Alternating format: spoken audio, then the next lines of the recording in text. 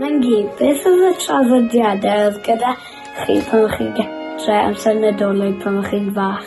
Mae Trystan ti wedi gofyn cwestiwn diddorol iawn fyna nawr, ti'n modd, achos un peth fi'n cofio'n iawn yw bod ni'n neud yn addurniadau'n hunain. O'n i'n dair y ferched bach ac o'n i'n cael y papurau lliw na a gwneud cadwyn, ti'n modd? A wedyn, noson cyn Nadolig, oedd y sanau mynd lan ar gwaelod y gwely. A ti'n meddwl beth oedd y sanau o dani, achos chi nawr sy'n wedi cael rhyw bag mawr. Oedd y sanau yma, oedd ni'n gwisgo yn yr ysgol, o'n nhw hyd y bylin, so digon o lena. A wedyn yn y bore bydde twrio mawr, a fal oren. Ti'n meddwl, oedd ddim byd llawer o bethau gael, achos ni'n adeg y rhyfel. Ac yn y gwaelod yna cnau coco ar hynny. Ti'n gwybod beth yw'r hynny? Falle nag wyt ti erbyn hyn. A oedd yn chwaer yn rhoi llawer rhaid ag tafod bas fyna. Yn trio mynd reit i gwaelod i gael y cnau coco. O'n i'n cael hwyl, ti'n modd, ond nhw'n bethau ddim yn gostus na ddim byd, ond dyna beth oedd yn digwydd yn tu ni.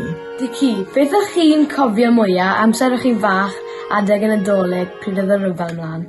Wel, cyngor Nadolig yn festri Pisga Llandysilio, gyda proffedig Joseph James yn Llywyddiol.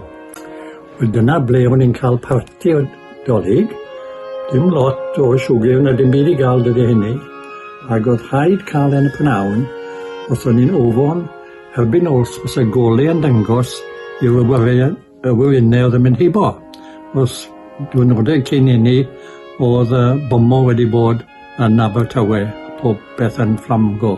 Beth am yr oregion o'ch chi'n cael dde? Wel, dyna rhai o bethau dwi'n gofio. Cael, anrhegion, crayons, a llyfr lliwio, a llyfr bach, a falle sy'n rhywbeth wedi cael ei wneud mas o pren. Dyna beth o'n i'n cael amser ni, oedd yn weddol galed, a llefyd o ti. Nadolig Llywelyn!